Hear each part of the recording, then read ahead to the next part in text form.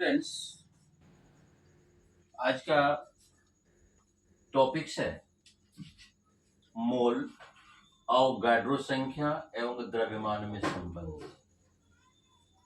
लेकिन पुनः मैं एक्सप्लेनेशन करने के पहले ये जरूर कहूंगा कि हमारे चैनल को सब्सक्राइब, लाइक, शेयर और फॉरवर्ड जरूर करेंगे। तो सबसे पहले परमाणु के आकार इतने छोटे होते हैं कि इसे किसी भी स्टैंडर्ड से मापना संभव ही नहीं। आप अनुमान लगा सकते हैं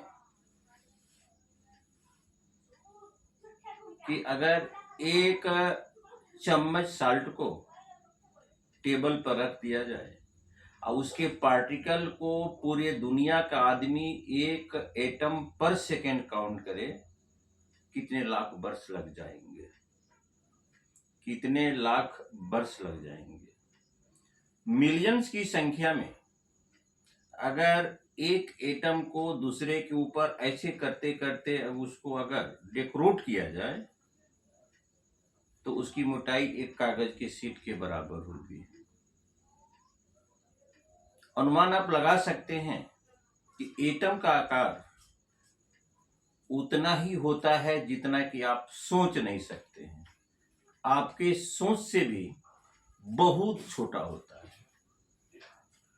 तो भाई इसके लिए स्टैंडर्ड की आवश्यकता पड़ी, कैसे इसको मापा जाएगा। तो इस संदर्भ में मोल, अवगाड्रो संख्या और द्रव्यमान के बीच में मैं संबंध की चर्चा कर रहा हूं। जैसे अगर मान लिया जाए कार्बन है और कार्बन के लेफ्ट साइड में कोई अगर डिजिट कोफिशिएंट नहीं है, कॉमन कोफिशिएंट 1 है, तो इसको 1 मोल कहा जाता है। अगर 2 है तो 2 मोल कहा जाता है, 3 है तो 3 मोल कहा जाता है। और 1 मोल में जो पार्टिकल की संख्या होती है 6.022 गुना 10 पर पावर 23 पार्टिकल्स। 6.022 गुना 10 पर पावर 23 पार्टिकल्स होता है। और 1 मोल कार्बन, 1 मोल शुद्ध कार्बन का वजन 12 यूनिट माना गया है और इसी को बेसिक माना गया है स्टैंडर्ड के लिए। इसी को बेसिक माना गया है स्टैंडर्ड के लिए। कार्बन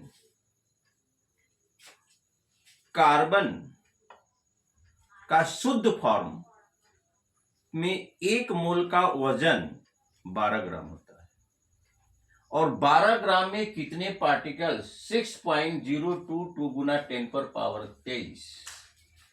तो कार्बन परमाणु के एक एटम के द्रव्यमान के 12वें भाग को हम लोग परमाणु द्रव्यमान इकाई कहते हैं, एटॉमिक मास यूनिट कहते हैं। ये कार्बन परमाणु के 1 मोल में इतने पार्टिकल्स हैं। इसमें से एक पार्टिकल का जितना मास होगा उसके 12 पार्ट को, उसके 12 भाग को, उसके 1/12 भाग को 1/12 mass of 1 atom of carbon. Carbon के एक एटम के 12वें भाग को हम लोग स्टैंडर्ड माने हैं। तो कार्बन का 1 मोल जब शुद्ध होता है तो उसका वजन माना गया है 12 यूनिट। अब कोई पूछे कि how many particles in 1 mole carbon, how many particles of in 1 mole carbon, carbon के 1 मोल में कितने परमाणु होते हैं? तो 6.022 गुना 10 पर पावर 23 परमाणु। और इसका समर्थन अवोगाड्रो ने भी किया था, इसे अवोगाड्रो संख्या भी कहते हैं। 6.022 गुना 10 पर पावर 23 संख्या को और 1 अवोगाड्रो के बराबर माना जाता है। अब चलिए, 1 मोल हाइड्रोजन का कितना ग्राम होता है भाई? एक मोल हाइड्रोजन का 1 यूनिट होता है 1 ग्राम। अगर इसकी हम चर्चा करते हैं तो 1 ग्राम हाइड्रोजन बराबर हाइड्रोजन परमाणु का 1 मोल कहलाता है। हाइड्रोजन परमाणु का 1 मोल, चूंकि इसका कोफिशिएंट 1 है तो इसको 1 मोल कहते हैं। अब फिर तब इसमें कितने हाइड्रोजन के परमाणु, फिर वही परमाणु 6.022 गुना 10⁻23।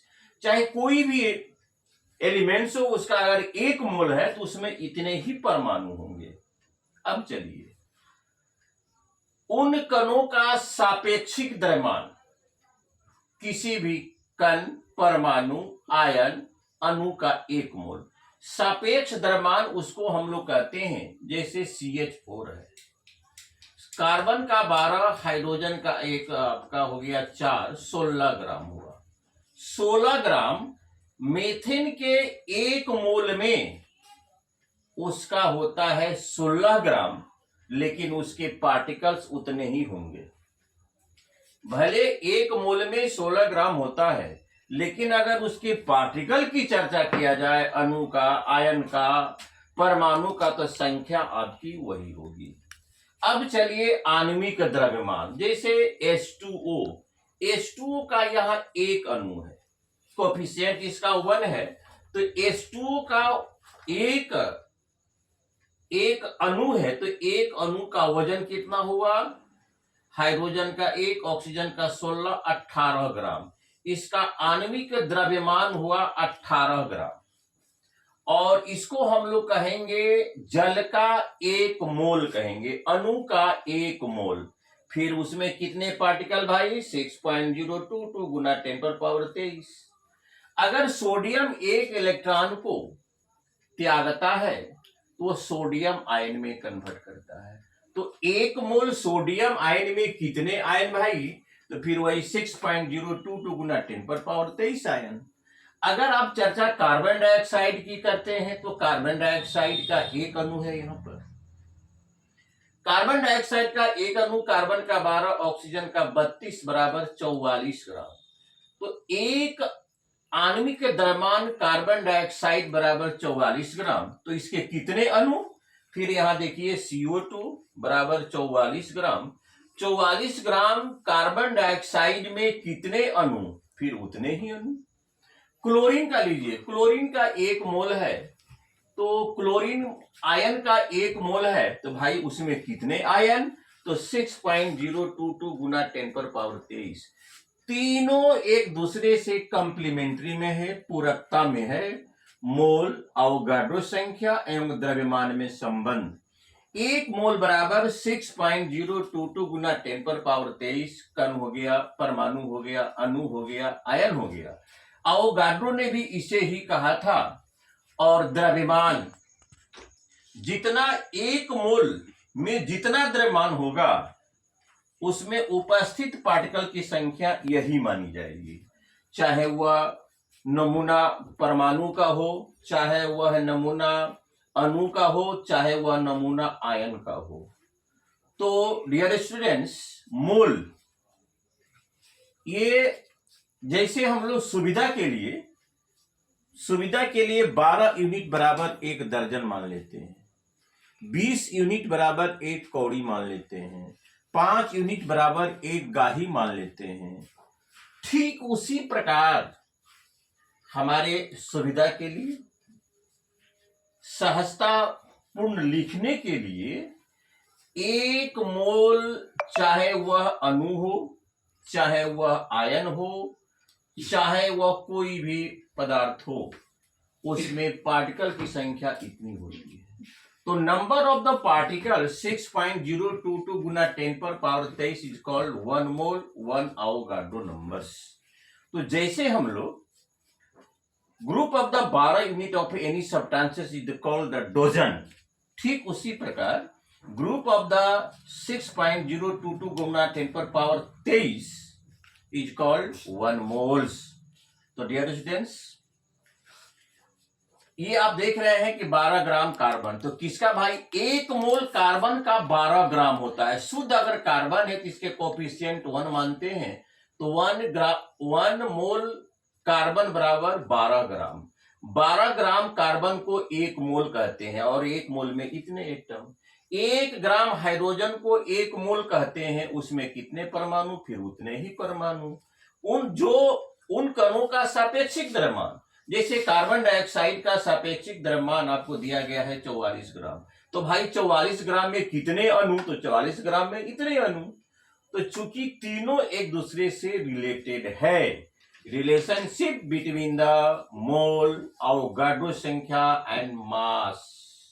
तो डियर स्टूडेंट्स, मैं अंत में पुनः रिक्वेस्ट करूंगा, हमारे चैनल को subscribe, share, like and forwarded to your classmates. मैं पुनः इसी टाइम में आपसे मुलाकात करूंगा। Thank you very much.